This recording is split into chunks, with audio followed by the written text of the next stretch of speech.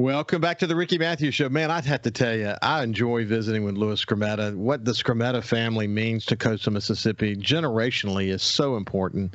The first time that he and I visited on the show together, you can actually look it up by just doing a search in Facebook or YouTube to the Ricky Matthews Show, Louis Skrmetta.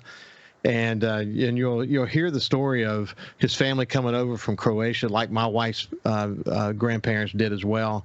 And that connection to that Croatian community on the point in Biloxi, and then the advent of their excursion business and the Isle of Caprice at the time, and of course, as he pointed out, no longer there, but their contributions to tourism and environmental and conservation awareness in coastal Mississippi cannot be overstated. Anyway, it's wonderful to catch up with him. Look him up if you want to do one of those moonlight cruises or dolphin cruises or go to the Ship Island. You ought to look him up. So now let's move over to my friend Hunter Dawkins from the Gazebo Gazette, who's also a contributor for SuperTalk Mississippi Media. And you know, he's an innovative jack of all trades. How you doing, my friend? Good morning, Ricky. Everything's doing well, and good to talk to you today.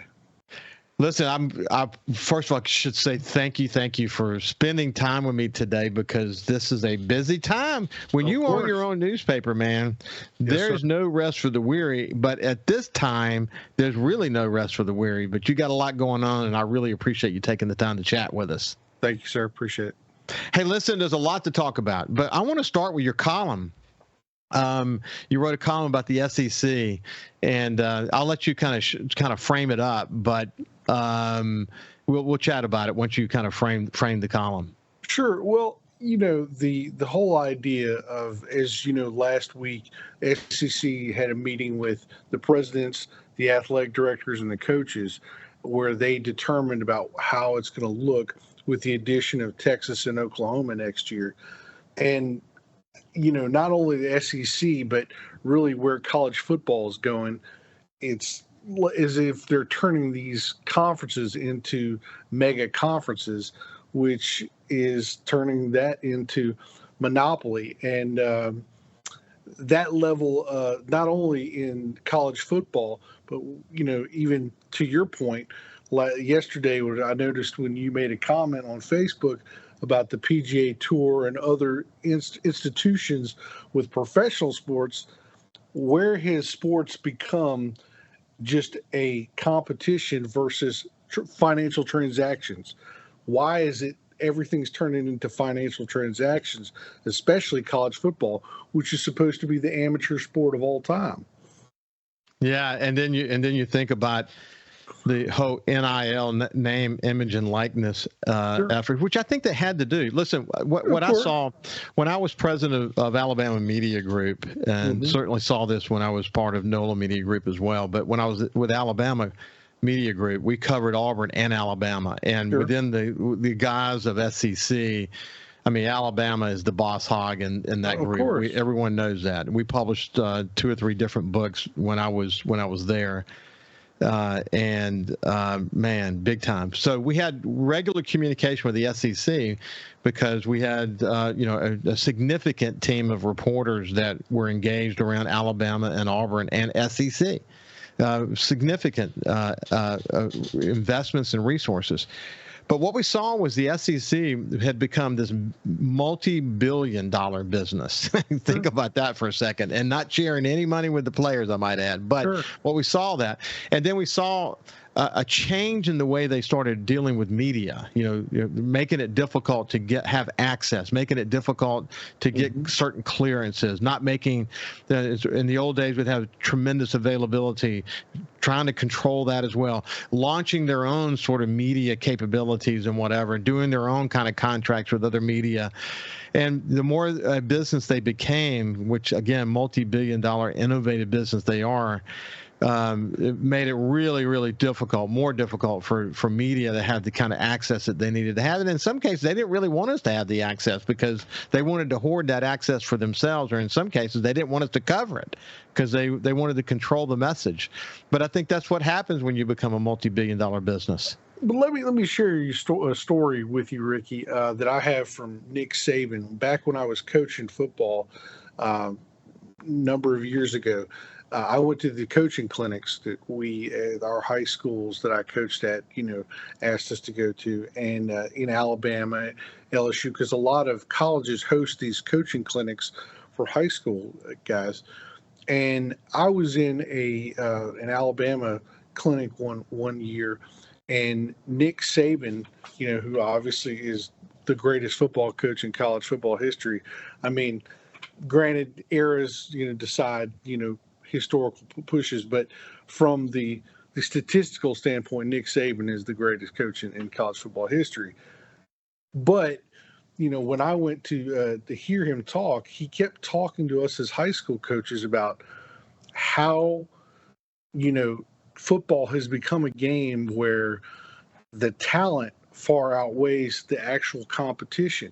And what I mean, he said, what I mean by that is, you guys send us players that they aren't coached yet. They aren't coached how to play football. They're not coached how to do techniques. You just coach them off your individual talent. Well, the same thing is relation to financial transaction. These kids are brought up, behind their parents or teachers or, coaches that, oh, yeah, you've got all this talent. And that means you ought to be able to ask for this type of money, this, that, and the other. How can you handle it? Do you know how to handle that, right? Just because you have talent doesn't necessarily mean you know how to handle the situation. And from what Coach Saban was pretty much telling us, the ability to get kids to be able to play in a team sport is obviously one of the most important things. And that's why, Saban and Belichick have these conversations you see all the time. They're talking in pro days. Well, can this kid play? Well, he's not really ready yet. Things as such, because they of course have good faith in each other. They've coached together before in the past, but those examples are certainly ideal with what trying to make it a team sport. It's not all about money, and that's what college football should be. It should be about tradition, about legacy, about football, about teams. It's turning into financial transaction.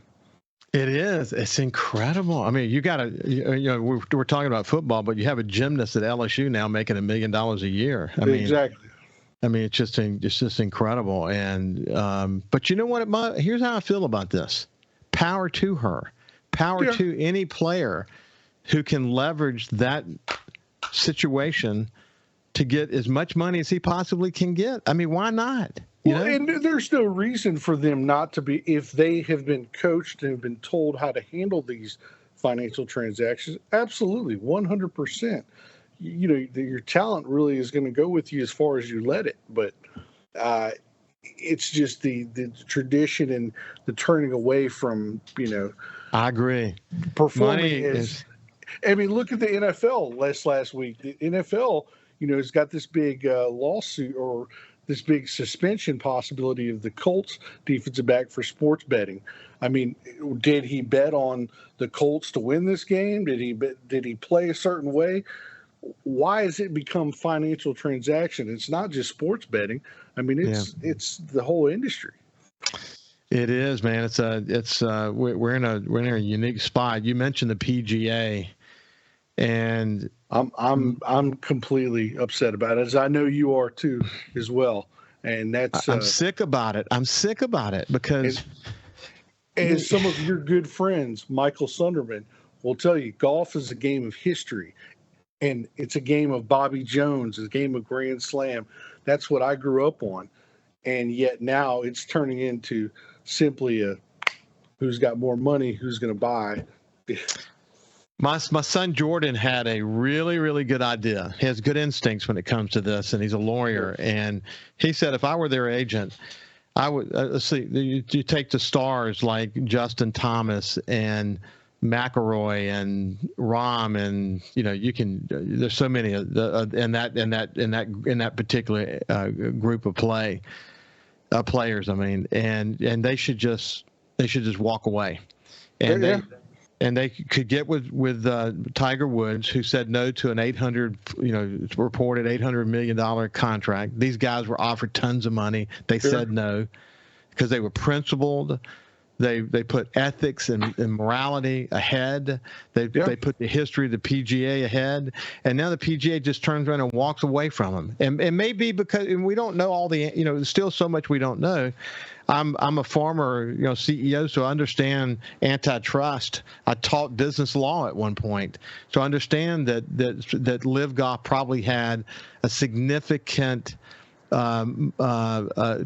antitrust case against the PGA, and it may be that they were simply, saying, before we have to disclose all this stuff through discovery and have a real mess, let's do what probably is inevitable and go ahead and get it done. But the way they did it and the way they walked away from their players that said no, I would be so upset. I'll tell you more about what my son Jordan thought we should do at the other side. We're having a visit with my friend Hunter Dawkins from the Gazebo Gazette, and we'll be back after this.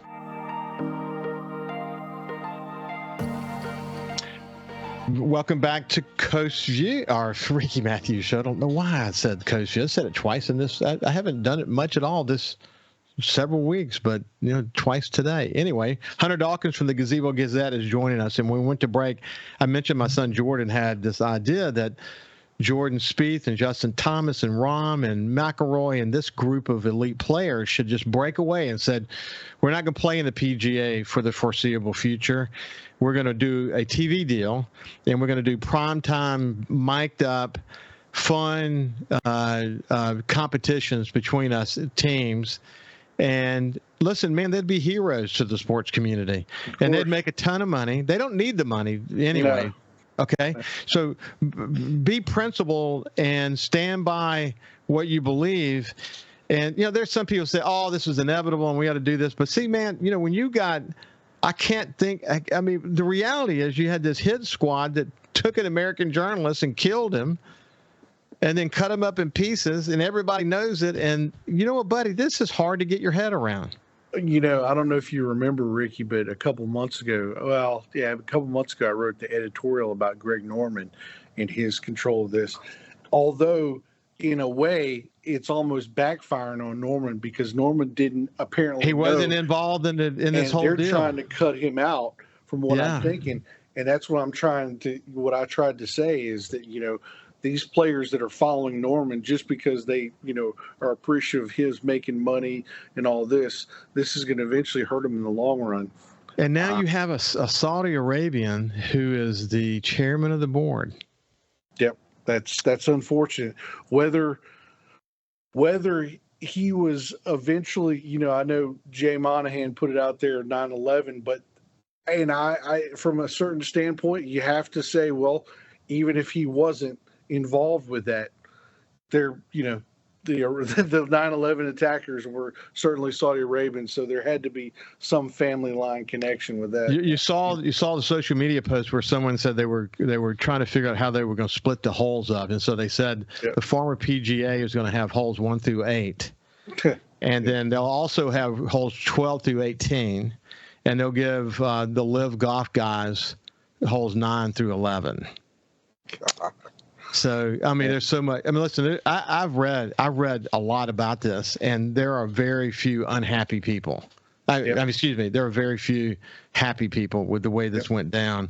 I'm a big PGA believer. I believe in morality, and in this case, they put money over morality, and that's just the way I feel. If you look at my post, there may be 1 or 2 people that think this is a good idea, but the majority are just sick at their stomachs.